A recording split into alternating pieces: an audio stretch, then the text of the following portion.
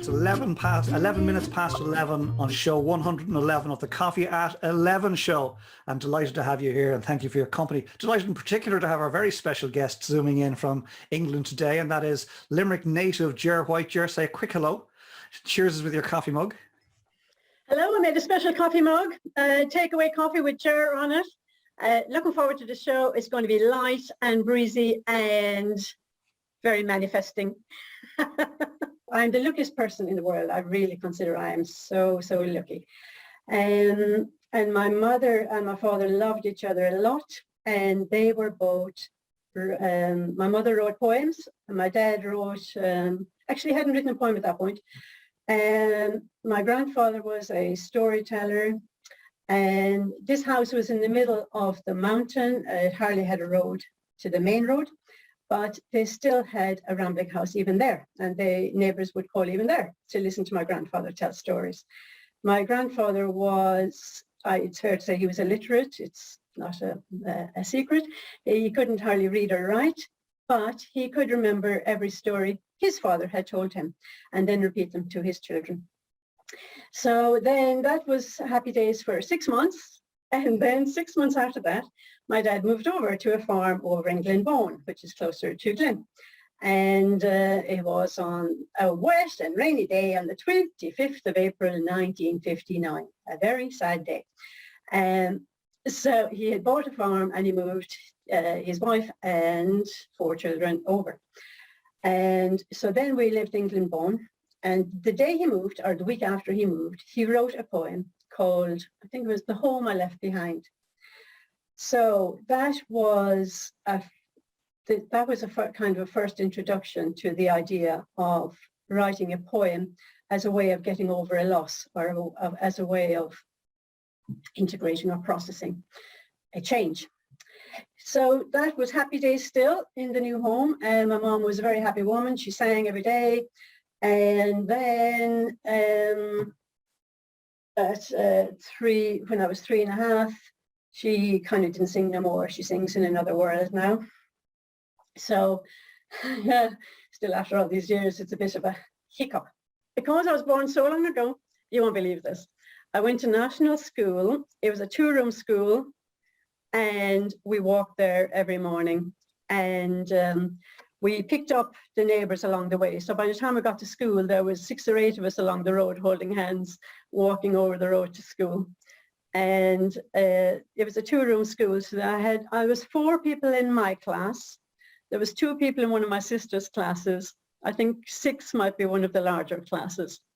And it was freezing cold, especially in the winter. So we had a big open fire at the top of the room.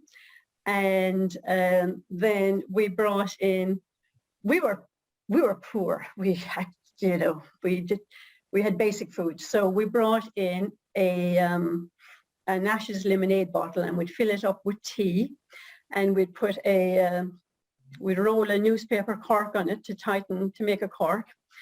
And then we would when we got to school, we'd line up the bottles, about 6 or 8 of them each side of this big fireplace, and they'd be supposed to be hot by the time lunchtime came. Well, we went out, and the boys went out, and they got the best of, we call them kippens, but the little pieces of wood, and they hushed up this fire. And so the fire was blazing, and so about 11:30 in the morning, about this time, you'd hear bottles just smashing and bursting. As I'm speaking about my dad a lot, if it's okay, I'd like to read another poem about him. Is that okay? Please do. All right. So this is a kind of a recent poem. So he passed, making poems in another world as well, since 2011, November. And so a few years ago, I kind of missed him. And the sisters were saying, oh, I had a visit from my dad last night. And I was like, I don't feel that, I'm good for you. But so I thought I'd like to just have a kind of a connection. So I had that thought before going to bed, and I woke up the following morning with this poem. And I'll just say that as well, that is a good way for me to write poems. If I'm mulling around with a thought and I have it just before I go to bed, and I kind of say to God or whoever's up there, I say, have this poem finished for me by morning. And I wake up in the morning and the poem is already done. Very little editing needed. So it might be a good tip for poets. ask for help. The poem is called Washing Feet. F-E-A-T I have. The generation gap was huge. 40 years, the dividing gulf. 4 decades of change and growth. And now they both should feel a bond.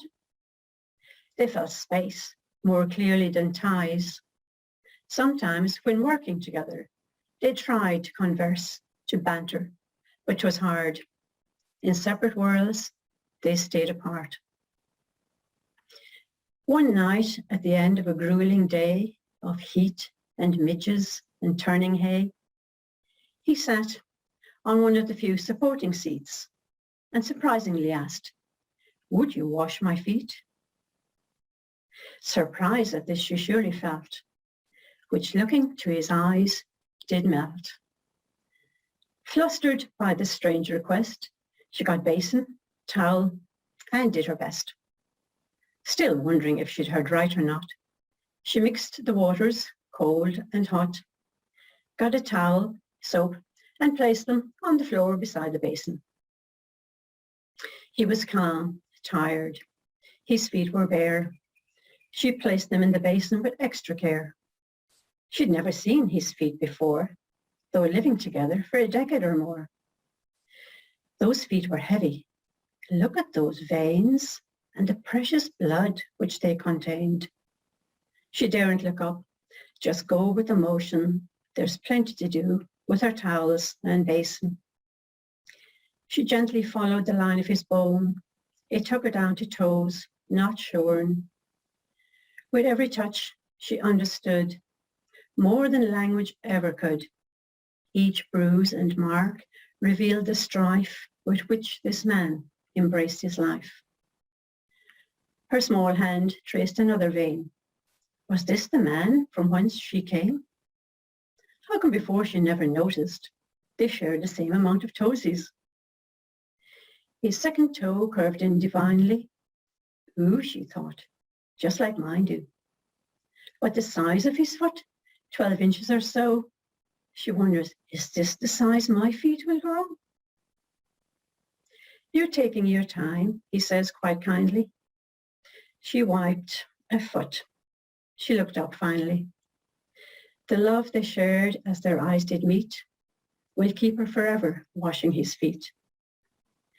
Time fell away. The bond was real. She was so glad he'd asked, "Would you wash my feet?" The end. 2 quick questions, if you don't mind. One is, what have you found in COVID that you're going to keep and take with you? People.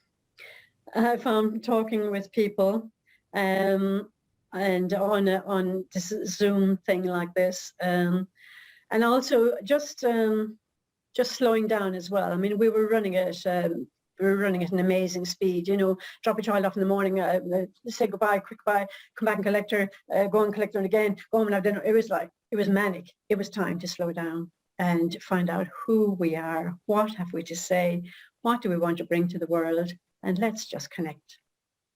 Wonderful, wonderful, wonderful. The succinctness and the beauty all in one. Beautiful. Thank you for that. Second question then is, you come across somebody older than you in your orbit who you realize is actually not coping too well because of what we've been through the last 15, 16 months. What would your advice be to that person? Probably 2 things. One, I would just say take a walk in nature. I have a lot of poems written on nature I didn't touch on this morning. Take a walk in nature, look around, hug a tree, talk to a tree. And if you're near a library, get a book of John O'Donoghue's poems, and they will definitely raise your spirits. This is about, again, what I was saying about just having favorite places that you can just know around the world, and they help you feel connected. So here we go. Connections. There are various places on this earth where hearts and souls and minds connect. In several spots around this globe, we can string a line to folks we've known.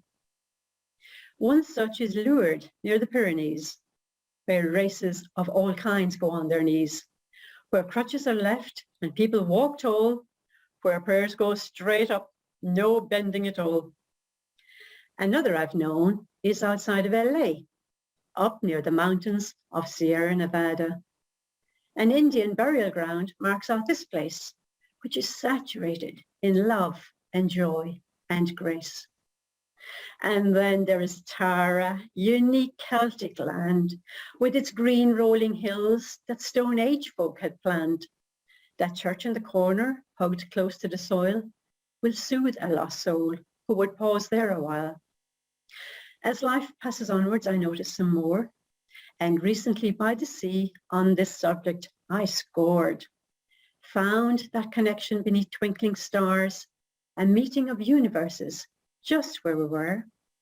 Surreal was that moment, embracing two worlds. Those gone before us smiled where we stood. The stars in the heaven paused just a while.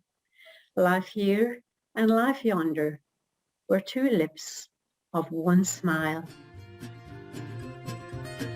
Thank you.